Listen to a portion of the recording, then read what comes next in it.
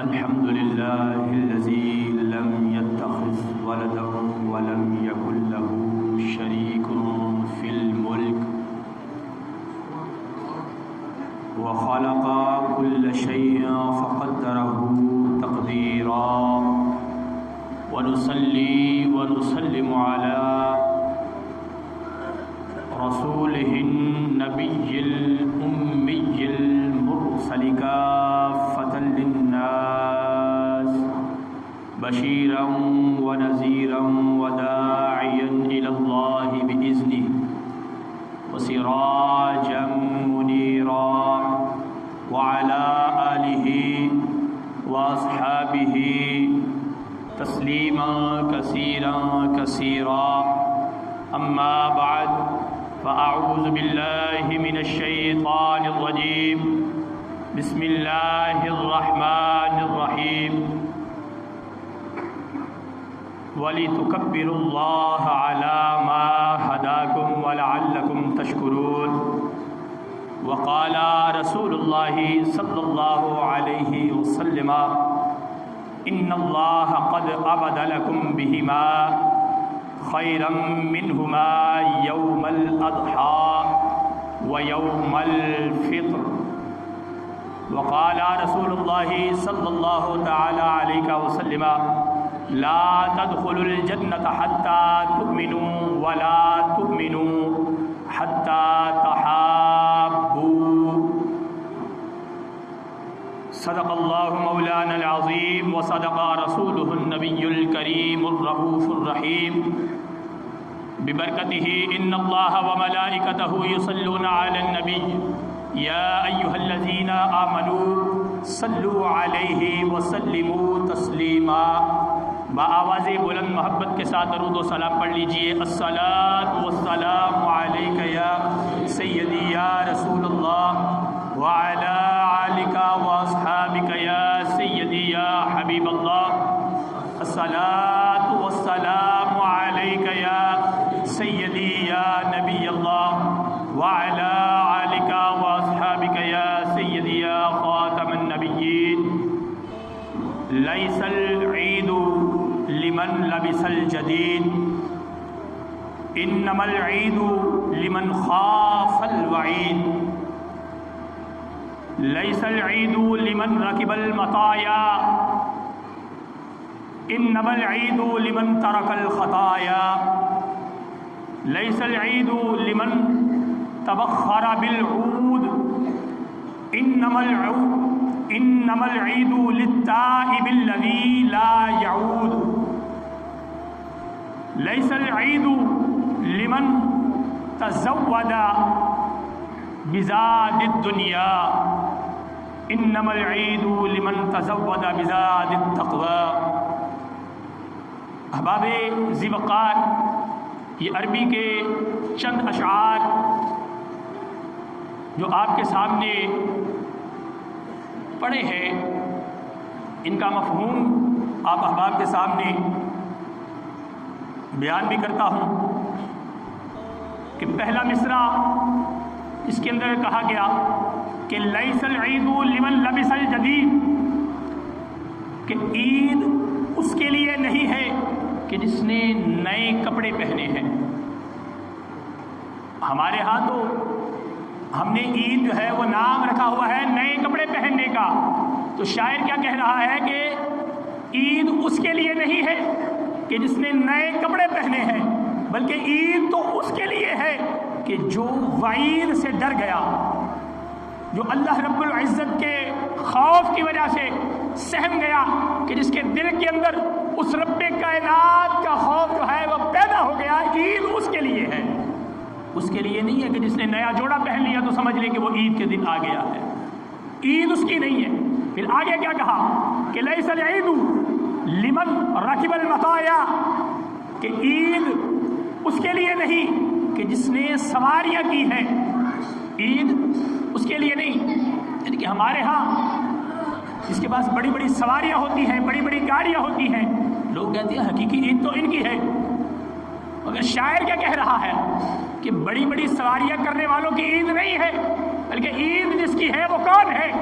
آگے بیان کیا انما العید لمن ترک الخطایا، کہ عید تو در حقیقت اس کے لیے ہے کہ جس نے اپنے گناہوں کو ترک کر دیا۔ ماہ رمضان کا مہینہ گزرا ہے نا، ہمارے ہاں رواج یہ بن چکا ہے رمضان کے مہینے کے اندر ہم لوگ گناہوں سے توبہ کر لیتے ہیں، گناہوں سے اپنے آپ کو پیچھے کھینچ لیتے ہیں، مگر جیسے ہی ماہ رمضان ختم ہوتا ہے، شوال المکرم کا چاند نظر آتا ہے، ابھی کل رات ہی کی بات ہے کہ شوال المکرم کا چاند جب نظر آیا تو چاند کے بارے میں اطلاع دی گئی، مساجد سے اعلان ہوتا ہے اور مساجد کے قرب کے اندر ہی واہیات قسم کے گانے لگنا شروع ہو چکے ہیں۔ یار ہم کیسے مسلمان ہیں؟ کیا ماہ رمضان نے ہمیں صرف یہی سکھایا ہے کہ یہ گانے اس وقت تک ہی بند رکھنے ہیں کہ جب تک تمہیں شوال المکرم کے چاند کی خوشخبری سنا نہیں دی جاتی؟ یہ ہم سب کے لیے لمحہ فکریہ والی بات ہے۔ ادھر تو ہم اپنی عید منا رہے ہیں، اور اگر میں یوں کہوں کہ میں عید کیسے منا لوں، میرے وہ چھوٹے چھوٹے بچے کہ جو فلسطین کے اندر شہید کیے جا رہے ہیں، میں عید کیسے منا لوں؟ ان کے منہ میں تو ابھی بھی ایک نوالا بھی نہیں گیا اور میں عید کی خوشیاں منانے بیٹھا ہوں، میں کیسے عید کر لوں؟ اگر تو میں حقیقی مسلمان ہوں نا تو مجھے عید کی خوشیوں سے کوئی غرض نہیں ہے۔ اگر مجھے کسی چیز سے غرض ہے تو مجھے صرف اس بات سے غرض ہے کہ میرا مالک مجھے وہ طاقت، وہ قوت، وہ استقامت عطا فرما دے کہ میں اپنے ان مسلمان بھائیوں کے ساتھ اظہار یکجہتی کرنے کے لیے میدان عمل میں باہر نکل آؤں۔ یہ ہے عید ہمارے لیے۔ ان کے احوال بھی تو دیکھو نا کہ وہ کس طرح اپنی زندگی گزار رہے ہیں۔ یہ 4-5 مہینوں کے اندر ان کے پاس ان کا کیا باقی چھوڑ دیا ہے؟ کچھ بھی نہیں چھوڑا گیا۔ نہ ان کے پاس ان کے مکانات چھوڑے ہیں، نہ ان کے پاس کھانے پینے کی اشیاء چھوڑی ہیں، نہ ان کے پاس رہنے کے لیے مکانات چھوڑے ہیں، نہ ان کے پاس علاج معالجے کے لیے ہسپتال چھوڑے ہیں۔ کوئی بھی اشیاء خرد و نوش ان کے پاس چھوڑی ہی نہیں ہے۔ ہر چیز انہوں نے تباہ و برباد کر دی ہے۔ اور اگر یوں کہوں کہ وہ مسلمانوں کی، بالخصوص غزہ کے مسلمانوں کی نسل کشی کرنے پر تلے ہوئے ہیں، غزہ کے مسلمانوں کی نسل کشی کرنے پر تلے ہوئے ہیں کہ ہم نے غزہ کے مسلمانوں کو بالکل ختم کر دینا ہے، مگر وہ رب کی لاٹھی سے بے خبر ہے، رب کی لاٹھی میں آواز ہے، کب کس پر پڑے کوئی جانتا نہیں ہے۔ اور تیسرا مصرع، تیسرا شعر کہ لیس العید لمن تبخر بالعود انما العید للتائب الذی لا یعود، کہا کہ عید اس کے لیے نہیں ہے، عید اس کے لیے نہیں ہے کہ جس نے خوشبو لگائی، عید تو اس کے لیے ہے کہ جس نے گناہوں سے اپنے رب کی بارگاہ میں توبہ کر لی، عید اس کے لیے ہے۔ دیکھو نا کئی چہرے ایسے نظر آ رہے ہیں کہ جو ماہ رمضان پورا انہوں نے 5 وقت کی نمازیں پڑھی، اللہ کی بارگاہ کے اندر توبہ کی، اور مالک نے ان کی توبہ قبول فرما لی اور انہیں یہ توفیق عطا فرما لی کہ وہ آگے بھی اعمال صالحہ کرتے ہوئے اپنی زندگی گزار دیں۔ میری تو تمنا، دلی تمنا یہ ہے کہ مالک ماہ رمضان کے اندر ہم نے جو تیری بارگاہ کے اندر عہد و پیمان کیے ہیں، مولا ہمیں ان پر کاربند رہنے کی توفیق عطا فرما دے، مولا ہمیں 5 وقت کی نماز پابندی سے ادا کرنے کی توفیق عطا فرما دے، ہمیں ہر طرح کے اعمال صالحہ چاہے کوئی چھوٹا سا ہی عمل کیوں نہیں ہے، اس چھوٹے سے بھی عمل کو چھوڑنے کی بجائے کر گزرنے کی توفیق عطا فرما دے، تو پھر ہی ہمیں یہ عید کا مزہ آئے گا۔ اگر ماہ رمضان کو ہم نے نیکیوں میں گزار دیا، رمضان گزرنے کے فوراً بعد کہاں کی نمازیں، کہاں کی عبادات، کہاں کے اعمال صالحہ، اور رمضان تھا، رمضان میں کر لیے، اب ہمیں اعمال صالحہ کی کیا ضرورت ہے؟ اب تو ہم یہود و نصارہ کے پیروکار بنے ہوئے ہیں، اب تو ہمیں یہود و نصارہ کی پیروی کرنی ہے کہ یہود و نصارہ نے یہ کام کہا ہے، ہم نے اسی کام کو کرنا ہے۔ ہم نے یہ نہیں دیکھنا کہ ہمارے نبی دو عالم صلی اللہ تعالی علیہ وسلم کی سنت ہمیں کیا پیغام دے رہی ہے، ہم نے یہ نہیں دیکھنا کہ محبوبانہ نبینا علیہ السلام کی سنت پر عمل کر کے ہمیں حاصل کیا ہوگا، بلکہ ہم نے تو یہ دیکھنا ہے کہ یہود و نصارہ کی پیروی کر کے ہم نے اپنے اسلام سے گواہ کیا دیا ہے۔ ایمانداری سے بات کر رہا ہوں دوستان محترم کہ ہم لوگ اپنے ایمان کو پس پشت ڈال چکے ہیں، ہمیں اپنے ایمان کی کوئی فکر باقی رہ ہی نہیں گئی، تو ہمیں اپنے ایمان کو مضبوط رکھنا ہے، اپنے ایمان کی حفاظت کرنی ہے، کیونکہ آج جس دور کے اندر، جس پرفتن دور کے اندر ہم زندگی گزار رہے ہیں، کب کون کس وقت آ کر ہم سے ہمارا ایمان چھین لے کوئی نہیں جانتا۔ پھر آخری جملہ، آخری شعر جس کے اندر کہہ رہے ہیں کہ لیس العید لمن تزود بزاد الدنیا، کہ عید اس کے لیے نہیں ہے کہ جس نے دنیا کو حاصل کرنے کے لیے تگ و دو کی ہے۔ عید اس کے لیے نہیں جس نے دنیا کو حاصل کرنے کے لیے، دنیاوی مال و متاع کو حاصل کرنے کے لیے، دنیاوی عیش و عشرت کو حاصل کرنے کے لیے جو ہے وہ ہر طرح کی توجہ اسی کی طرف لگا دی، بلکہ عید تو اس کے لیے ہے کہ انما العید لمن تزود بزاد التقوی، بلکہ عید تو اس کے لیے ہے کہ جس نے پرہیزگاری کو اپنا زاد راہ بنا لیا، تقوی کو اپنا زاد راہ بنا لیا۔ ہم نے دنیا کو اپنا زاد راہ بنایا ہوا ہے، دنیا کو حاصل کرنے کے لیے اپنے زاد راہ بنایا ہوا ہے، دنیا کو حاصل کرنے کے لیے ہم زاد راہ اکٹھا کرنے کی کوشش کرتے ہیں۔ تو عید ایسے شخص کے لیے نہیں ہے کہ جو دنیاوی مال و متاع کے حصول کے لیے زاد راہ اکٹھا کرتا ہے، بلکہ عید تو اس کے لیے ہے کہ جو تقوی و پرہیزگاری اپنے دل میں پیدا کرنے کے لیے زاد راہ اکٹھا کرتا ہے۔ تو دوستان محترم، آج کا یہ دن، عید الفطر کا یہ دن بڑا ہی مسرتوں بھرا، بالخصوص ان لوگوں کے لیے کہ جن لوگوں نے ماہ رمضان کے مہینے کے روزے رکھے ہیں، جنہوں نے ماہ رمضان کے اندر اللہ رب العزت کی بندگی کی ہے۔ یہ آج کا یہ دن ان لوگوں کے لیے انعام والا دن ہے۔ آج کا یہ دن اللہ رب العزت کی طرف سے ان لوگوں کے لیے میرے مالک نے انعامات رکھے ہیں۔ اللہ رب العزت نے رمضان المبارک کے اندر اپنی مخلوق کی خدمت اور ان کی ضرورتوں کی فراہمی کے لیے کچھ کرنے کے لیے کچھ اعزاز بھی ان کے لیے رکھے۔ پھر لیلۃ الجائزہ، یہ جو پچھلی رات گزر کے گئی ہے نا، پچھلی رات، اس رات کے اندر پورے مہینے کے اندر ہم نے جو عبادات کی ہیں نا، ان عبادات کا ہمارا جائزہ لیا جا رہا تھا۔ اس لیے اس رات کو، چاند رات کو لیلۃ الجائزہ بھی کہا جاتا ہے۔ ادھر دیکھیں تو صحیح کہ جب انہیں ایک خوشی کی خبر سنائی جاتی ہے تو خوشی کی خبر سننے کے بعد یہ میری بارگاہ کے اندر سجدہ بھی کرتا ہے کہ نہیں کرتا؟ میری بارگاہ میں آ کر جھکتا ہے کہ نہیں جھکتا؟ شکرانے کے نوافل ادا کرنے کے لیے اپنی پیشانی کو زمین پر سجدے کے لیے رکھتا ہے کہ نہیں رکھتا؟ تو اکثر سے بیشتر لوگ جو ہیں اس رات کے اندر، جو لیلۃ الجائزہ جسے کہا جاتا ہے، اس رات میں فیل ہو جاتے ہیں، گلیوں بازاروں کی رونق بن جاتے ہیں۔ اللہ رب العزت کی بندگی کرنے کی بجائے، رب کائنات کو راضی کرنے کی بجائے اپنے رب کی ناراضگی کا سبب بن جاتے ہیں۔ مردوں کا، عورتوں کا اخلاق ہوتا ہے۔ ہماری مائیں، بہنیں، ہمارے بزرگ، ہمارے نوجوان، ہمارے بچے ایک ہی جگہ پر عورتیں چل رہی ہیں، اسی جگہ پر مرد چل رہے ہیں، کوئی پردے کا لحاظ نہیں۔ تو یہ جملہ بالخصوص میری ان بہنوں کے لیے ہے کہ جو اپنے شوہروں کے لیے تو تیار نہیں ہوتی۔ شوہر سارا دن کام کاج کر کر تھکا ہارا جب گھر کو آتا ہے، اس کی تمنا ہوتی ہے کہ میرا گھر مجھے جنت لگے۔ اس کی جنت تب ہی گھر بنے گا کہ جب اس کی بیوی اس کے لیے سج سور کر بیٹھے گی۔ اپنے شوہر کے لیے تو ہماری بہنیں، ہماری مائیں سج سور کر بیٹھتی نہیں، مگر جیسے ہی گلیوں بازاروں کے اندر گھومنے کے لیے جانا ہو، شادی بیاہوں کے اندر، شادی بیاہ کے معاملات کو سیلیبریٹ کرنے کے لیے جانا ہو، تو اس وقت ہماری وہی بہنیں، وہی مائیں، وہی بہویں سجتی ہیں، سنورتی ہیں، تیار ہوتی ہیں۔ کس کے لیے ہے؟ سجنا سورنا جائز ہے، مگر گھر پر اپنے شوہر کو دکھانے کے لیے، دنیا والوں کو دکھانے کے لیے نہیں ہے، غیر محرموں کو دکھانے کے لیے نہیں ہے۔ یہ عید کا ایک پیغام ہے ہر نوجوان کے لیے، ہر نوجوان لڑکے کے لیے، ہر نوجوان لڑکی کے لیے، میرے بھائیوں کے لیے، میری بہنوں کے لیے۔ یہ پیغام ہے عید کا کہ اگر آج ہم نے پردے کی لاج نہ رکھی تو پھر ہم اس پردے کو ترسیں گے، ہمیں پردہ کرنے کو نہیں ملے گا۔ دوستان محترم، یہ عید کا دن جو ہے، یہ اللہ رب العزت کی رحمتوں کی موسلا دھار بارش کا دن ہے۔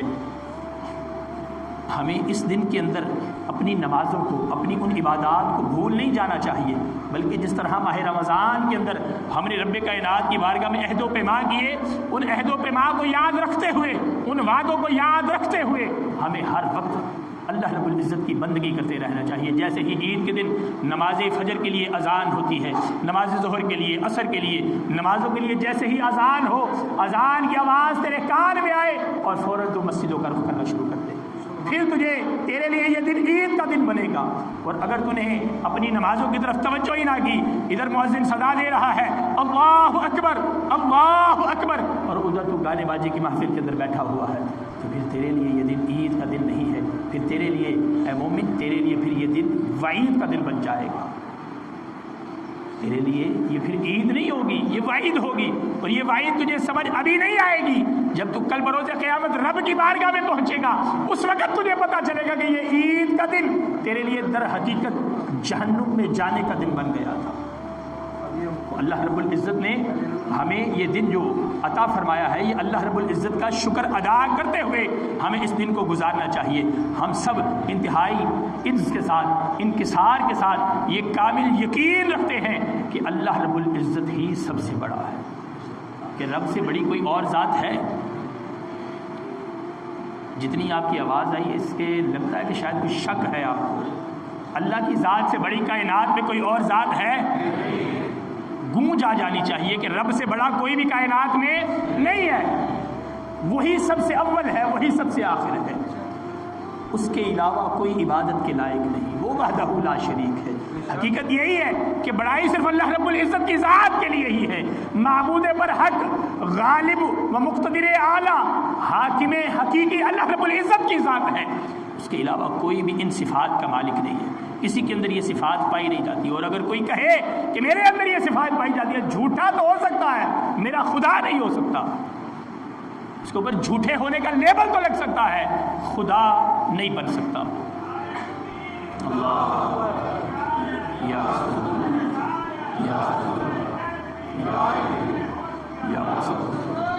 لبیک لبیک یا رسول اللہ، لبیک لبیک لبیک یا رسول اللہ، لبیک لبیک لبیک یا رسول اللہ۔ تو بڑائی صرف اللہ رب العزت کی ذات کے لیے ہے۔ ٹائم جتنا میں نے بتایا تھا وہ ٹائم ہو چکا ہے، اگر آپ اجازت دیں تو چند منٹ اضافی لے سکتا ہوں، اور اگر کہتے ہیں تو میں جماعت کے لیے کھڑا ہو جاتا ہوں۔ ہے اجازت آپ لوگوں کی طرف سے؟ جی۔ تو بڑائی اللہ رب العزت کی ذات کے لیے ہے، ساری حمد، ساری ثنا، جملہ تسبیحات، جملہ تحلیلات، تمام کی تمام صرف اس رب کائنات کے لیے ہے جو کون ہے؟ خالق حقیقی ہے، میرا رازق بھی ہے، میرا مالک بھی ہے، میرا پالنے والا بھی ہے، میرے جسم کو پیدا کرنے والا بھی ہے، میرے جسم میں روح کو پھونکنے والا بھی ہے۔ آج میں کہوں کہ میرا جسم میری مرضی، تو یہ بتا تیرا جسم یہ بنا کس دن تھا؟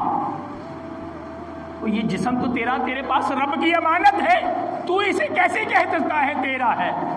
یہ جسم تو تجھے رب نے عطا کیا ہے، یہ جسم تو تیرے رب نے بنایا ہے۔ آج تیرا رب تیرے جسم کے اندر سے تیری روح کو نکال دے، جبکہ وہ روح بھی رب کی دی ہوئی ہے، رب اپنی روح جسم سے نکال لے تو تیرے پاس باقی کیا بچے گا؟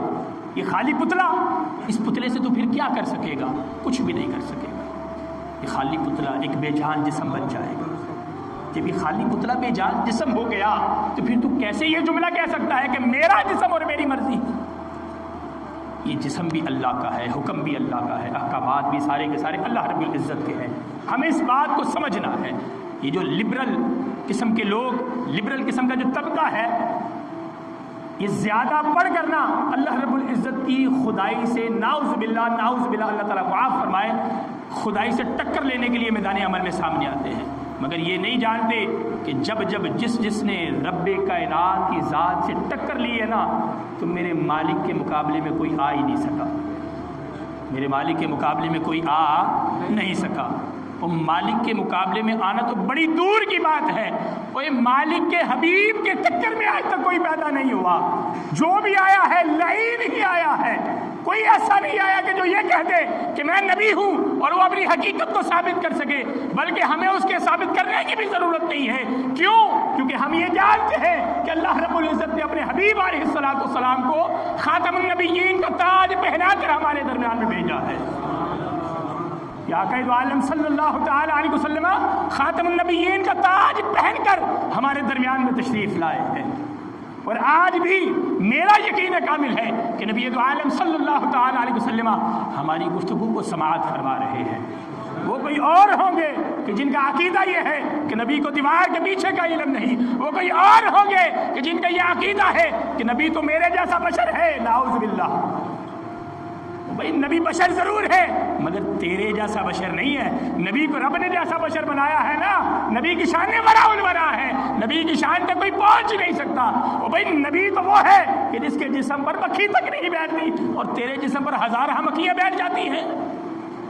اور نبی تو وہ ہے کہ جو رب سے ملاقات کے لیے جائے, نبی تو وہ ہے کہ جو رب سے ملاقات کے لیے جائے تو وہ ملاقات معراج کہلائے. تو جب کسی سے بات کرنے کے لیے جائے تو وہ اکیلی ملاقات کہلائے. بھائی دیکھو نا, نبی کی ذات کے ساتھ برابری جچتی نہیں ہے, لیکن نبی کی شان تک کوئی آج تک پہنچ سکتا اور نہ ہی پہنچ پایا ہے اور نہ ہی کوئی پہنچ پائے گا, کیونکہ رب نے کوئی ایسا بنایا ہی نہیں ہے. میرے مالک نے کوئی بھی ایسا پیدا ہی نہیں کیا آج تک کہ جو میرے نبی علیہ السلام کی شانوں تک پہنچ پائے. بات ہو رہی تھی اللہ رب العزت کی وحدانیت کی, تو اقبال علیہ رحمہ اسی بات کو یوں بیان فرماتے ہیں, سروری زیبا فقط اسی ذات بے ہمتا کو ہے, سروری زیبا فقط اسی ذات بے ہمتا کو ہے, حکمراں ہے ایک وہی باقی بتانے آزری. تو اللہ رب العزت کی ذات جو ہے وہ وحدہ لا شریک ذات ہے. تو دوستان محترم, اللہ رب العزت نے آخری جملے آپ کے سامنے بیان کر کے اپنی گفتگو کو اختتام کی طرف لاتا ہوں کہ دنیا کی تمام اقوام انہیں اللہ رب العزت نے کوئی نہ کوئی خاص دن عطا فرمائے ہیں, کچھ نہ کچھ خاص دن دیے ہیں. کوئی سارا سال میں کئی مرتبہ خاص دنوں کو مناتے ہیں, مگر جتنے بھی اقوام کائنات کے اندر موجود ہیں ان تمام قوموں کے اندر ایک قوم ایسی ہے کہ جسے اللہ رب العزت نے جو دن عطا فرمائے ہیں وہ تمام دنوں کے سردار دن عطا فرمائے ہیں. اور وہ قوم کون سی قوم ہے؟ وہ آپ لوگ ہیں, محبوب علیہ السلام کے امتی ہیں کہ جنہیں اللہ رب العزت نے عید الفطر جیسا دن عطا فرمایا, جنہیں اللہ رب العزت نے عید الاضحیٰ جیسا دن عطا فرمایا. یہ وہ دو دن ہیں کہ جنہیں اللہ رب العزت کے حبیب علی نبینا و علیہ السلام نے اپنی قوم کے لیے عید کے طور پر چن لیا ہے. ہمیں محبوب علی نبینا و علیہ السلام کے انتخاب پر فخر ہونا چاہیے کہ آقا دو عالم صلی اللہ تعالیٰ علیہ وسلم نے امت کے لیے ایسے دنوں کا انتخاب کیا ہے کہ جو دن بڑے ہی برکتوں والے دن ہیں, جو دن بڑے ہی عظمتوں والے دن ہیں. اللہ اکبر, خالق کائنات نے ہمیں یہ جو دن عطا فرمائے کہ رسول کریم صلی اللہ تعالیٰ علیہ وسلم کے صحابی حضرت سیدنا ابو ہریرہ رضی اللہ تعالیٰ عنہ روایت کرتے ہیں کہ نبی دو عالم صلی اللہ تعالیٰ علیہ وسلم نے ارشاد فرمایا کہ عید الفطر کے دن راستوں کے کونوں پر, یہ جو دن اللہ رب العزت نے ہمیں آج کا دن عطا فرمایا نا, اس دن میں ہمارے لیے برکت کتنی ہے. ذرا اس برکت کے بارے میں سماعت تو کیجیے کہ اللہ رب العزت نے ہمارے لیے اس دن کے اندر کتنی برکتیں, کتنی عظمتیں رکھی ہیں. کہ محبوب علیہ السلام فرماتے ہیں کہ عید الفطر کے دن جن راستوں سے آپ لوگ چل کر مساجد کا رخ کرتے ہیں نا, جن راستوں سے چل کر آپ مساجد میں آتے ہیں, ان راستوں کے کونوں پر اللہ رب العزت کے فرشتے کھڑے ہوتے ہیں. اور کیوں کھڑے ہوتے ہیں؟ رب کی بارگاہ سے اسپیشلی طور پر پرمٹ لے کر آ کر کھڑے ہوتے ہیں کہ رب کی بارگاہ میں یہ عرضی پیش کرتے ہیں کہ مولا ہمیں بھی محبوب علیہ السلام کی امتیوں کا دیدار کرنے کے لیے دنیا میں بھیج دیں. اللہ اکبر. محبوب علیہ السلام فرماتے کھڑے ہوتے ہیں اور آوازیں لگاتے ہیں, فرشتے ملائکہ راستوں کے کونوں پر کھڑے ہو کر آوازیں لگا رہے ہوتے ہیں کہ مسلمانوں صبح صبح رب رحیم کے حضور چلو, رب کی بارگاہ کے اندر چلو, جو تمہیں خیر کا حکم دیتا ہے. رب کی بارگاہ کی طرف بڑھو کہ وہ رب کہ جو تمہیں خیر کا حکم دیتا ہے اور اس خیر پر لامحدود اجر و ثواب عطا فرماتا ہے.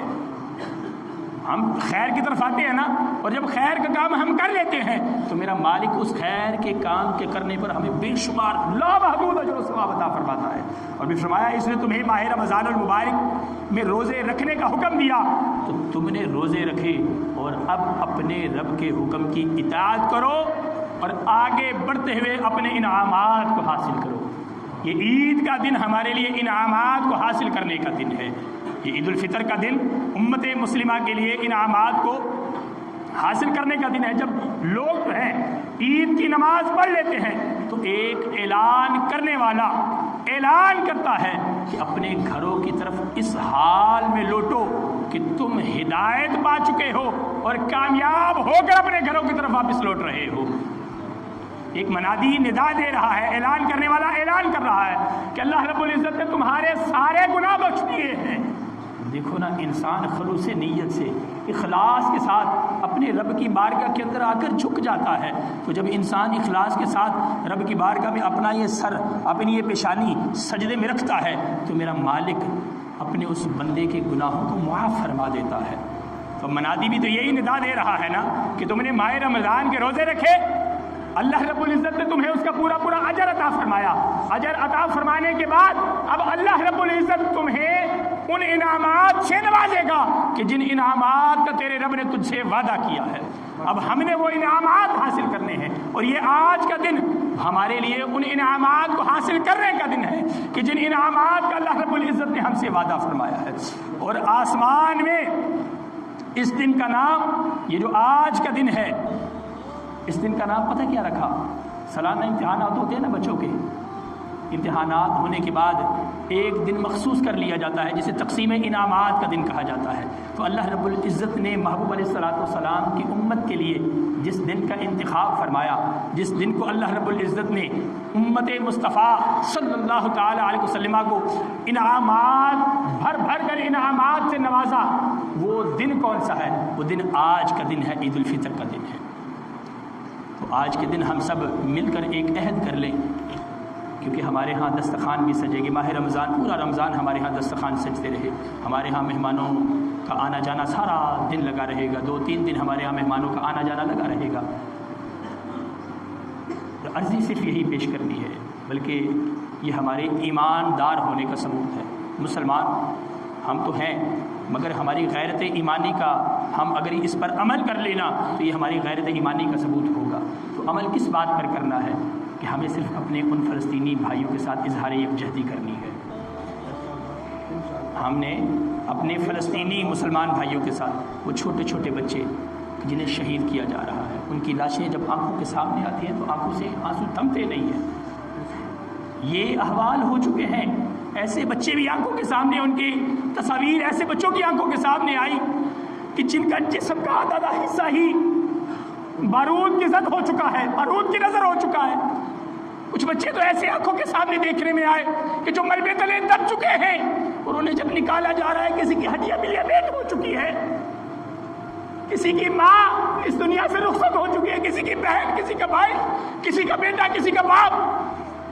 دوستانی محترم، وہ چھوٹے چھوٹے بچے رب کی بارگاہ میں استقامت کی دعا کر رہے ہیں کہ مولا ہمیں استقامت عطا فرما دے۔ چھوٹے چھوٹے بچے رب کی بارگاہ میں، اور آج ہم یہاں پر کیا کر رہے ہیں؟ کسی جگہ پر ہم کسینوں کا افتتاح کرتے نظر آ رہے ہیں، کسی جگہ پر ہم لوگ مندروں کا افتتاح کرتے ہوئے نظر آ رہے ہیں۔ کہاں گئی ہے ہماری مسلمانیت؟ کہاں گیا ہے وہ دین اسلام کہ جو دین آ گئی تو عالم صلی اللہ تعالی علیہ وسلم اپنی اس امت کے لیے لے کر آئے تھے؟ کہاں گیا آج وہ دین اسلام کے پیروکار کہ جس دین اسلام کی بقا جو ہے وہ حضرت امام علی مقام امام حسین رضی اللہ تعالی عنہ آپ نے اپنا سرتن سے جدا کروا کر دین اسلام کو سلامت رکھا۔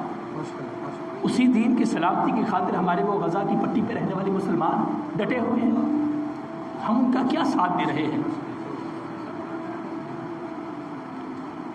ہم ان کا بالکل بھی ساتھ نہیں دے رہے۔ تو ساتھ دینے کا صرف ایک ہی طریقہ کار ہے، وہ طریقہ کار یہ ہے کہ بھائیو، ہم نے اسرائیل کی جو مصنوعات ہیں ان مصنوعات کا بائیکاٹ کرنا ہے۔